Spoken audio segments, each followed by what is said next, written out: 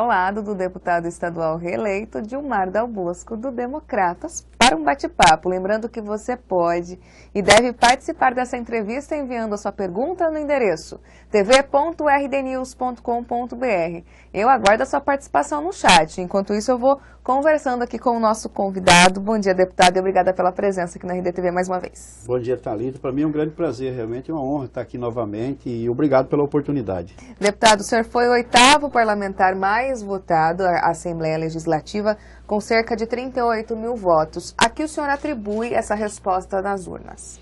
Eu até, antes de vir aqui, eu vi até uma própria matéria no site do RDNews falando que é devido ao meu assistencialismo. Eu acredito que não é verdadeira a colocação que foi feita no site.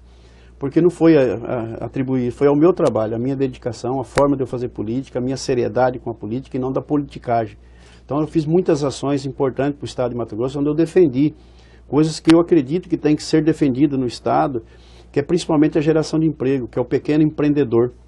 Onde eu fui cuidar do empreendedor individual, do microempresário, do pequeno empresário, desde da alta carga tributária, da forma que a tributação prejudica a geração de emprego desses empreendedores, cuidando desde a elevação do Simples, de cupom fiscal, de nota fiscal eletrônica, das taxas e fundos que o governo criou muito, como Fundo de Erradicação da Pobreza, inviabilizando muito o setor. Hoje você usa um batom e o governo entende como supérfluo, um perfume, desodorante, sabonete, como supérfluo. Isso impôs imposto e tirou a competitividade dos produtos do pequeno empreendedor. Então eu cuidei muito desse setor. Quando criou o Fundo de Segurança, que também veio ensino empreendedor, fui contra, trabalhei, tentei fazer de tudo para mostrar para o governo que nós estamos perdendo a competitividade, tanto para outros estados, como produtos que entram aí, principalmente do Paraguai, que entram dentro do estado de Mato Grosso, inviabilizando muitos setores. Como a taxa de combate ao incêndio, que entrei com uma ação direta de inconstitucionalidade, conseguimos derrubar a taxa de segurança, que vinha em cima de restaurantes, hotéis, lanchonetes e bares, que inviabilizaram. Nós não temos o efetivo que faz a segurança, por que nós vamos cobrar? Então, o meu trabalho dentro do parlamento, como também a descentralização ambiental, que eu trabalhei muito com isso aí, a CPI que eu trabalhei e produzi para ajudar o estado de Mato Grosso, setor da base florestal, onde eu fui fortemente, ajudei, que geram no interior do estado mais de 25 mil empregos, dá uma renda de mais de 120 milhões de reais de ICMS para o estado, e além de contribuir quase 30 milhões de FETAB para ajudar o Estado no desenvolvimento. O senhor sempre usou bastante a tribuna no sentido de criticar muitas ações do governo Silval, até porque o senhor é oposição ao atual governo, mas no sentido de cobrar ações de fiscalização até por parte de outros órgãos competentes, como o Ministério Público, o próprio Tribunal de Contas, que é o braço da Assembleia na questão de contas, né, da prestação de contas. Acredito que isso também tenha colocado o senhor mais em evidência? Não, eu acho que o que eu cobrava do governo é a seriedade, a transparência, que não tem uma transparência dos gastos públicos, da arrecadação e gastos públicos. Então, eu queria um governo que ele trabalhasse de forma transparente, que ele trabalhasse com decência realmente nas obras, na eficácia das obras e não subfaturadas, como tem aí, aditivadas, a maioria de quase todas as obras do governo aditivadas. Então, essa questão que tem que ter mais responsabilidade. Quando você abre um edital para construir uma creche ou uma escola, ela tem um valor base, um valor apurado, um valor que já está com o TBI junto, que está com a mão de obra, que está com o material, tudo. E depois, qual é o motivo, qual a razão que dá o direito do Estado fazer uma suplementação naquela obra, fazer um aditivo daquela obra. Então, todas essas coisas questionam, porque eu sou um pequeno empreendedor. Eu também faço a minha pequena gerência no meu empreendimento. Então, lá eu sei o que custa, o que vale, o que pode gastar. Então, quando você faz um orçamento, que você quer executar qualquer tipo de atividade, é aquele orçamento que você vai cumprir. O governo não, o governo está fácil, de tudo suplementa, tudo faz aditivo, então essa é a grande dificuldade. Um governo que não priorizou a saúde pública do interior do estado de Mato Grosso, mesmo em Cuiabá, grande dificuldade, onde lotou o pronto-socorro de Cuiabá, lotou o pronto-socorro de Vargem Grande, das pessoas vindo do interior. Então não levou aos hospitais regionais, não repassou aos municípios o direito da saúde. Então essas coisas que eu fui questionando, também me deu aí a voz, talvez, da oposição e das pessoas que estavam insatisfeitas com o governo atual. Mas talvez não faltou mais fiscalização por parte da Assembleia para não acontecer somente no ato de parlamentar, que a gente fala do parlamento, mas também de cobrar e buscar até mudanças dentro do governo? Veja bem, nós, pela Comissão de Infraestrutura, por exemplo, da Assembleia Legislativa, nós andamos em todas as obras da Copa. E todas elas nós falamos que tinha irregularidades. Todas as obras. Mas não foi só a Assembleia Legislativa, nós levamos o CREA para comprovar. E todas nós denunciamos, todas nós entregamos ao governo, todas nós falamos para o secretário da Secopa que estava irregular. As obras não eram de qualidade. E agora basta estar aí. Então tudo que nós falamos e fiscalizamos era onde que até onde nós podíamos chegar. Nós entregamos ao Ministério Público com o aval do CREA, nós falamos ao governo. Aí você pega aí viadutos, no exemplo da Secretaria de Fazenda, lá de frente, está lá paralisada a obra. E foi denunciada, ela foi uma obra que estava de péssima qualidade. Então todas as obras. Aí você pega o Hospital Regional de Sinop, nós levamos 4 secretários que passou. 4 secretários que passou. Pedro Henry, o Vander, depois o Mauri e agora o Jorge Afetar. E até hoje não fez, por causa de 10 milhões de reais, que foi lá em 2011 até hoje não conseguiu realizar. E o hospital está fechado. Então, quer dizer, tudo que a gente podia fazer, nós cobramos. O problema é que o governo fez uma boa gestão. Falando ainda, seguindo a linha do raciocínio da falta de transparência em obras públicas, a gente estava para a instalação de 3 CPIs lá na Assembleia para investigar atos ligados a diferentes frentes. E uma delas, que é a CPI da Trimec, falava justamente da possibilidade de ocorrer desvio de dinheiro por meio de obras, da contratação de construtoras para garantir obras públicas, que foi enterrada ontem, né, por falta de assinaturas. O senhor acredita que não teria tempo hábil para fazer esse tipo de investigação ou está tendo um toma lá da cá de CPIs? Não, eu acho que o que foi realmente definido entre a maioria dos deputados é que não tem tempo hábil. Nós temos aí 90 dias para terminar o mandato dos deputados e outra, né, entramos no recesso, já daqui 40, 50 dias nós estamos em recesso. Então não tem tempo hábil, porque se você apurar e ver que tem que, um exemplo, se analisar toda a parte documental, até vinha a parte documental, e você analisar que tem que ter uma quebra de sigilo bancário, vai demorar 90 dias, 60, 90 dias, quer dizer, acabou. Então essa é a grande dificuldade, por isso que ela foi sugerida o ano passado, essa CPI. Da própria Trimec, o ano passado, tinha da Iambiquara, também não tem tempo hábil para ser analisado. E a própria Comac não tem tempo hábil. Então o que foi entendido entre os deputados que teria uma discussão no colégio de líder, não em plenário. Porque nós queríamos ver os fatores e por que realmente tinha a necessidade, agora no final de ano, no final de mandato, de fazer uma apuração dessas 3 CPIs, que não tem tempo realmente para ser executadas. Então provavelmente nenhuma delas deve ser instalada. Eu acredito, agora, informações eu não vi ainda, que foi ontem publicada da Comat, mas eu acredito que ela não tem assinatura suficiente, porque ontem um membro dela protocolou um documento pedindo a retirada da assinatura. Então, voltaria a ter 7 assinaturas e não poderia ser instalada. Então, e além de ser uma cooperativa, que é gerida por lei federal, que também não cabe a nós fiscalizarmos. Qual a opinião do senhor sobre essa instalação, nos 45 minutos do segundo tempo dos mandatos, de possibilidade de instalação de CPIs? Eu acho que foi uma forma, não até de pressionar o governo, de nada disso. Eu acho que foi um momento após a eleição que todo mundo veio com essa ideia de querer agora investigar ou fazer mais, fazer alguma coisa para que analisasse de forma repentina, mas eu vejo que foi talvez não tanto imaturo, não quero que seja essa palavra, mas eu acho que deveria ter pensado melhor antes de se analisar. Por isso que ela foi bem debatida no Colégio de Líder e lá definiu que nós não teríamos o tempo. Então, eu acredito que cada parlamentar tem o direito dele, de sugerir, de fazer um requerimento, pedir, como também fiz requerimento pedindo alguns assuntos do próprio DETRAN pela Secretaria de Administração do Estado. Requerimento pedindo documentação para a gente analisar. Eu acho que isso que poderia ser feito. Todas elas praticamente estão sendo fiscalizadas pelo próprio Ministério Público já, como a Comat já foi denunciada na Polícia Federal, na Delegacia de Fazendária, no Ministério Público Federal, no Ministério Público Estadual, quer dizer, já tem uma ação correndo e vai ser analisada pelos órgãos. Os deputados reeleitos têm pensado mais no próximo mandato do que a finalização desse? Não, é por isso que a nossa preocupação, é por isso que nós debatemos no Colégio de Líder, porque é importante demais que a gente analise o que tem que ser analisado. Tem a LDO, tem a LOA que está vindo, tem o Fundo Previdenciário que tem que ser analisado, tem os projetos de lei que vem da Secretaria de Meio Ambiente, com as taxas que vão ser alteradas, o Código Florestal que tem que ser alterado, o Código Ambiental. Então tem assuntos importantes que a Assembleia tem que debater para aprovar esse ano ainda. Então nós temos muitos trabalhos e projetos importantes, projetos que tem que ser debatido, projeto que tem que ser feito ou audiência pública, ou várias reuniões para a gente realmente achar o encaminhamento e fazer um bom projeto para que o governo tenha aí uma forma mais fácil de ajudar o desenvolvimento do Estado, principalmente 2 leis da própria Secretaria de Meio Ambiente, que ela, praticamente todos os empreendimentos passam por aquela secretaria, uma das secretarias mais importantes do Estado. Então, nós temos trabalho para ser efetivado ainda nesse final de ano, para que a gente dê aí a possibilidade de aprovar projetos importantes, tanto para o Estado como para a própria Assembleia Legislativa. O senhor foi eleito pela base do governo táxi, então o senhor passa a ser base situacionista a partir do ano que vem. Como deve ser a postura do senhor? Parecida com a do governo Silval, de ser mais duro, mais incisivo, ou vai esperar para ver a carruagem andar?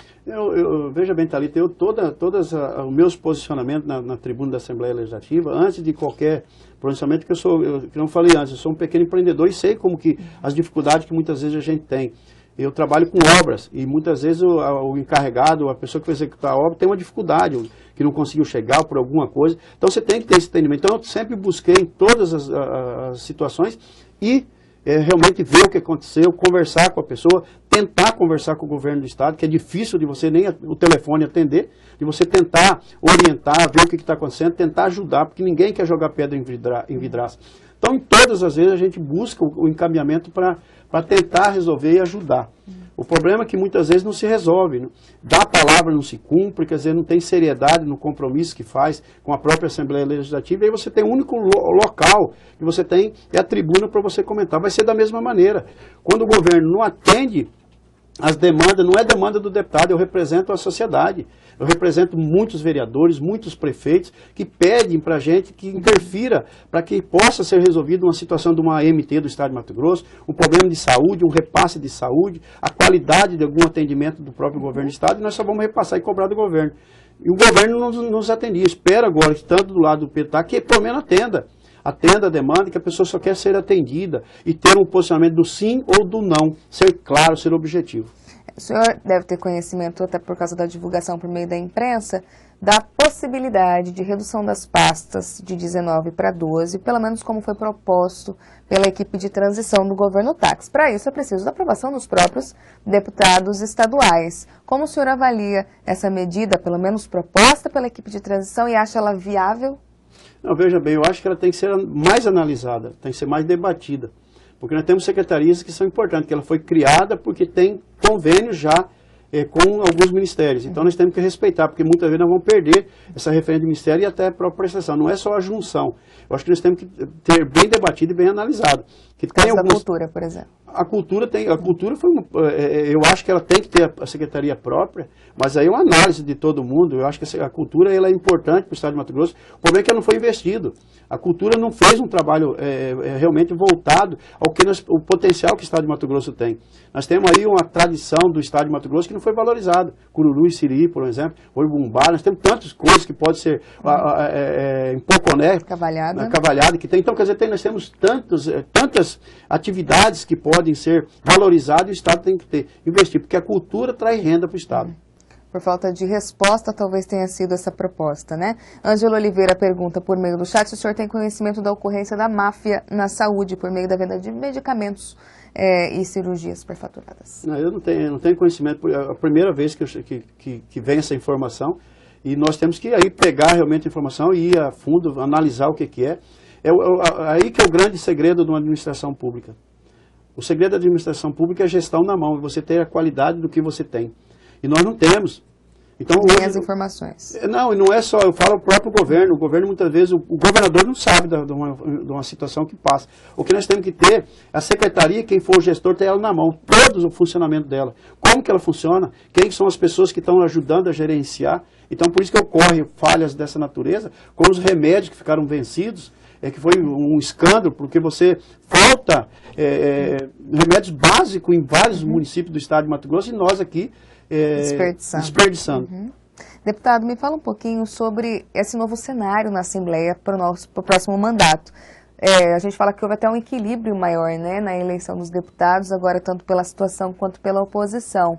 Oposição ao governo táxi seriam de 14, de 13 e de situação seriam 11. Tudo isso indica articulações da mesa diretora pelos dois grupos. Como que estamos na questão da situação? Não, eu vejo o seguinte, primeiro que o próprio governo, o governo do Silval, ele teve oposição direcionada a alguns pontos que a oposição achava que não era interessante para o Estado de Mato Grosso, não era interessante para o desenvolvimento, para a gente, para o pequeno empreendedor, para os empresários, para a geração de emprego. Então, A oposição foi firme nisso aí, no seu propósito. Fomos vencidos, lógico, nós éramos bem a minoria. Hoje quase equilibra. Mas a Assembleia Legislativa ela tem que ser realmente independente do próprio governo. É um parlamento que ele tem que discutir as coisas importantes para o Estado. Porque o eleitor e a pessoa que votou na situação ou na oposição, ele não quer que você seja contra o projeto que vai ajudar o desenvolvimento do Estado. Então, com toda certeza, a tese de oposição, quando for entendimento que tem para o desenvolvimento do Estado, para que possa melhorar, que a gente possa ter uma descentralização da saúde, uma descentralização ambiental, onde possa desenvolver o desenvolvimento regional de cada região, as características de cada assentamento, que pode buscar agricultura familiar, quer dizer, ninguém vai ser oposição. Então, eu acho que isso tem que completar.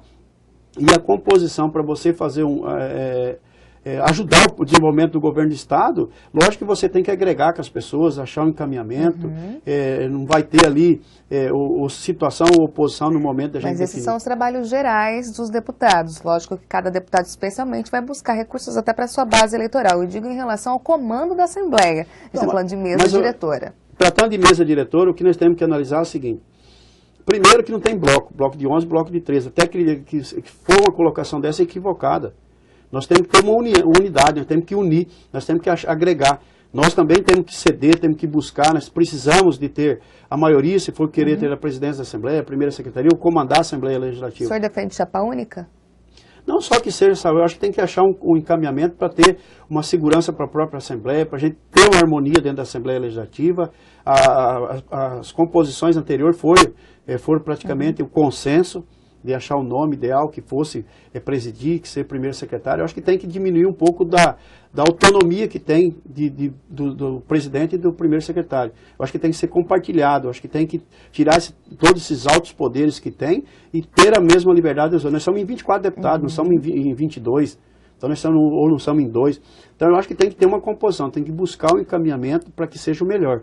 Nós não podemos entrar com uma Assembleia já no ano que vem com uma rusga entre os parlamentares, que lá dentro é uma família, nós trabalhamos em conjunto no propósito do Estado. Então nós não podemos aí definir e chegar ali na frente e cada um falar assim, agora eu vou puxar para um lado de cá ou você puxar para o lado de lá. Então, independente da questão oposição e situação, o entendimento comum seria o ideal, é isso? Tem que buscar o entendimento, eu acho que tem que buscar o entendimento, nós temos que agregar. Se for um bloco 11, bloco 13, não vai vencer quem é 13, que está com maioria. Mas não é esse o intuito, nós temos que agregar, nós temos que trazer as pessoas, ou tanto nós se oferecemos como eles se oferecem. É a questão de você achar o encaminhamento. Tem 90 dias para definir. O senhor defende algum nome? O senhor se candidataria a algum cargo da mesa diretora? Eu acredito que foi natural o meu nome surgir como possível candidato também na composição com o governador Pedro Táxi, mas é natural, as coisas se encaminham, se der certo, dá certo, e acho que tem que haver o entendimento de todos. Meu nome surgiu também, sim, como possível candidato a presidente da Assembleia. Mas tudo é uma construção. Eu acho que ninguém se autonomeia. Tem que ser uma escolha, tem que ser... para você ser um líder, não é você que escolhe ser líder, é os liderados que escolhem você ser o líder. Então isso tudo acontece naturalmente. Se não é para acontecer, a Deus pertence todo o futuro. O senhor não resistiria à disputa desse cargo, então, caso o seu nome fosse homologado ou entendido pela maioria? Não, de jeito nenhum. Para tudo que eu fiz na minha vida, os meus projetos, todas as coisas que eu defendi, eu defendo realmente com respeito, defendo com determinação, dedicação às coisas. Então eu acredito que isso me dá também o direito também de disputar. Deputado, para encerrar nosso bate-papo, eu gostaria que o senhor fizesse uma avaliação do desempenho do Democratas nessas eleições. O senhor foi o único candidato que garantiu a reeleição, mas não tivemos mais nomes que despontaram como lideranças. Júlio Campos não foi candidato a deputado federal à reeleição, Jaime Campos não saiu candidato ao Senado, que são as principais lideranças do partido, o próprio Érico Piana, lá em Primavera do Leste, acabou apoiando o Wellington Fagundes. Está faltando unidade no partido? Eu acho que isso, Thalita, deu muito a questão da eleição de 2012. Nós tivemos alguns fatores que dificultou. O senador Jaime Campos, com a sua esposa, Lucimar, foi candidata a prefeita de Várzea Grande. Isso dificultou o senador de sair da base de Várzea Grande para ir nos municípios, que era importante para nós ganharmos os vereadores, elegermos com a presença de um grande líder como o senador Jaime Campos. prefeitura, algumas prefeituras, que nós poderíamos ter ganhado com a presença desses dois líderes, que é o senador Jaime Campos e o deputado federal Júlio Campos. O deputado federal Júlio Campos, infelizmente, devido a um problema pessoal de saúde, não pôde também se afastar muitas vezes das viagens para ir defender o nosso partido. Com isso, o partido enfraqueceu um pouco em 2012, já na eleição de vereadores e prefeitos. E agora, nessa eleição, o senador retirou o nome dele por questões pessoais, realmente, definiu, e o Júlio Campos não concorreu. E eu tinha uma esperança, também o partido tinha uma esperança, eu até achei que no partido eu seria o segundo mais votado, tendo aí o Júlio Neto como a grande liderança, com o voto, apoio do pai dele? Apoio do pai, da família, que poderiam proporcionar uma eleição tranquila, boa, que ele pudesse vir a somar e eu estar junto também com ele na Assembleia Legislativa, nós poderíamos voltar a ter 2 deputados estaduais. Nós tínhamos 2, o Zé Domingos foi a outro partido, fiquei sozinho. E agora eu achei que nós realmente teríamos 2 deputados estaduais.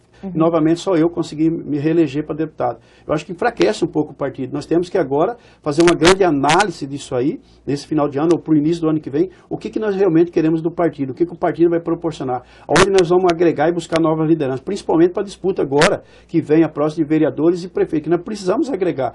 O partido tem que crescer, ou se não achar um encaminhamento para o partido, porque do jeito que está, cada vez vai ficando mais difícil, porque nós estamos poucas lideranças. Mas também tem um fator que algumas pessoas em vários municípios também querem vir ao partido agora, que o partido ele chegou praticamente no limite e é um grande partido de referência, partido que tem nome, partido que tem realmente aí um trabalho prestado ao Estado de Mato Grosso com grande orgulho. Nós temos 2 governadores já do Estado de Mato Grosso pelo partido e senador também. Então, quer dizer, é um partido que ainda tem um trabalho prestado e com isso dá o fomento das pessoas virem acreditar ainda. Teria um último fôlego do partido. Deputado, só gostaria que o senhor fizesse uma análise para encerrar nosso bate-papo desse novo momento que a Assembleia vai passar a partir do ano que vem. Digo porque, por exemplo, não teremos vários deputados que não saíram à reeleição, a exemplo de um em especial, que é o deputado José Riva. A gente sabe que ele tem vários mandatos, se eu não me engano, 6 mandatos, como deputado estadual. Há um novo momento aí na Assembleia Legislativa. O senhor que esteve no momento em que o Riva foi deputado e agora passa no mandato onde ele não está, a gente sabe até de uma certa proximidade que o senhor tem do deputado. Acredita que vai mudar o cenário ali na Assembleia? O Riva vem de 5 mandatos, 20 anos de deputado estadual. O Riva não tem como não falar do Riva, foi uma grande referente da Assembleia Legislativa, um grande líder da Assembleia Legislativa, um grande deputado realmente. Teve um trabalho brilhante no parlamento, uma pessoa que participou de tudo e conhece muito bem, conhece o Estado como ninguém talvez conhece. É um deputado bastante atuante na Assembleia Legislativa, fez uma mudança da própria Assembleia, quer dizer, a Assembleia hoje tem uma credibilidade e a gente tem que dar mão palmatória para tudo isso. É uma liderança que sai da Assembleia, vai fazer falta na Assembleia, vem novos líderes, assim, é o momento político, quer dizer, não que passou, mas aí vem vários deputados que também agora começam a ter talvez aí a sua voz, sua representatividade, começam a viver um novo momento realmente, tanto que tem aí já uma pré-disputa de deputados novos para presidente da Assembleia, sempre vinha, eu era o primeiro secretário, voltava a ser presidente, o presidente vinha para ser o primeiro secretário. Tinha essa alternância. Tinha essa alternância, então vai dar um novo fôlego, um novo ar talvez para a Assembleia. Mas nós temos que dar mão palmatória do grande líder que o Riva sempre fez, e sempre o que mais atende talvez na Assembleia Legislativa, e sempre foi municipalista e descentralizador, quer dizer, então a Assembleia também tem que criar agora novas lideranças, eu acho que isso dá oportunidade talvez aos novos deputados lá no Parlamento. Ninguém nega o poder de articulação do deputado José Riva, mas, por exemplo, com a não instalação da CPI da Coamate, acredita que ele tenha perdido um pouco de força ali dentro, já que ele não tem mais mandato? Não, eu não acredito que seja isso, ninguém está ali somando força com ninguém, não é esse o objetivo. O único objetivo no colégio de líder de todos os parlamentares é o tempo hábil para tudo. E muitas vezes a gente, no próprio regimento, que a gente não possa fiscalizar tal situação, a situação A ou situação B, porque o regimento mesmo proíbe isso e a própria questão jurídica que não dá condição para isso. Então, não é questão de medir força, ninguém quer medir força com ninguém. Acho que não é o momento, nós estamos encerrando uma legislatura e eu acho que tem que ser harmônica como foi desde o início, com todos os parlamentares, todos se respeitando e vai terminar da mesma maneira, com toda certeza. A única maneira é que realmente a gente vê que não tem os números suficientes de assinatura. Tá certo, deputado. A gente agradece mais uma vez a presença do senhor aqui na RDTV.